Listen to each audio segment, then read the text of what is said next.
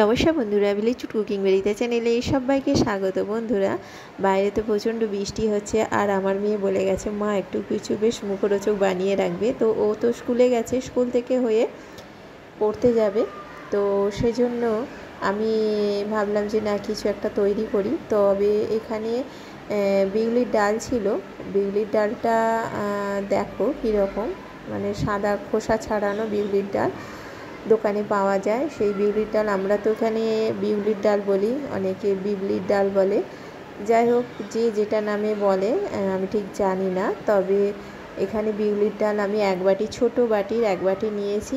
আর এখানে চাল নিয়েছি বাসমতি চাল, সেটা নিয়েছি 3 বাটি। তো এখানে মেথি নিয়েছি হাফ চামচের মতো, তেতো হয়ে যাবে, বেশি দিলে হবে না, একদম হাফ চামচেরও একটু কম নেবে। তো দিয়েছি, দিয়ে ভালো করে পরিষ্কার করে 2-3 বার জল দিয়ে ধুয়ে আবার জল দিয়ে ঢাকা দিয়ে দিয়েছি। এটা আমি 2 ঘন্টার মতো ঢাকা দিয়ে রেখেছি, চাল আর ডাল আর মেথি। তো যখন খেতে ইচ্ছা করবে তার ঠিক 2-3 ঘন্টা আগে এটাকে ভিজিয়ে নেবে। তো তারপরে এখানে নিয়েছি কারি পাতা, কাঁচা লঙ্কা 4টে আছে, আদা কুচানো আছে। তো এটাকে মিক্সিতে পেস্ট করে নেব, চাল ডাল মেথি আর এই কারি পাতা, আদা আর কাঁচা লঙ্কা সব একসঙ্গে পেস্ট করে নেব। 2বার ধরে করব, অনেকটাই তো রয়েছে। তো প্রথমে একবার হয়ে গেছে, আর একবার করেছি, হয়েছে। ব্যাটারটা খুব পাতলাও হবে না, খুব ঘনও হবে না। দেখো ঢালছি কীরকম। এরপরে একটু জল দেবো, লবণ দেবো, দিয়ে ভালো করে ফেটিয়ে নেব।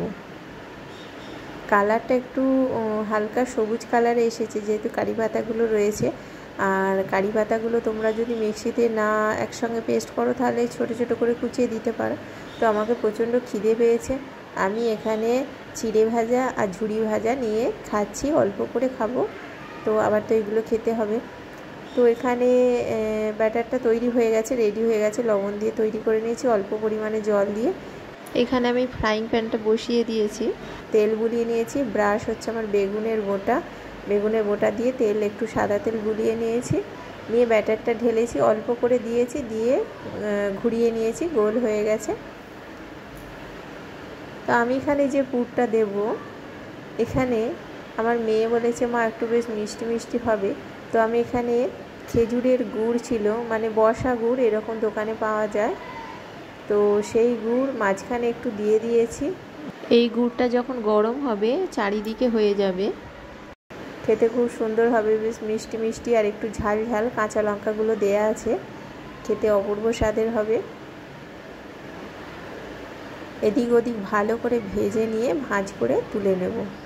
এইরকম করে আমি সবই করে নেব। এবার তোমরা যদি গুড় যদি না দিতে চাও নাও দিতে পারো, নারকেল কোড়া গুড় দিয়ে মাখিয়ে সেটাও দিতে পারো, যে যেটা পছন্দ করে সেটা দেবে। তো এখানে আমার গুড় রয়েছে, গুড় দিয়ে দিচ্ছি।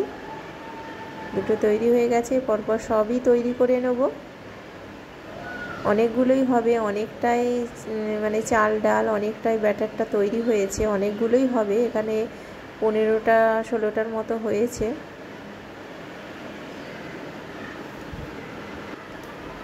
ও এই রকম করে সবই তৈরি করে নিচ্ছি। দেখো হাঁড়িতে আর নেই, অল্পই রয়েছে। এখানে যে বাটিটা দেখলে ওই বাটির পরিমাপেই করেছি, সব চাল ডাল নিয়েছে। তো এখানে আমি 2টো থালাই করে নেব, একদম গরম 2টো থালাই করে নিলে তাহলে ভালো হবে, একটু ঠান্ডা হবে।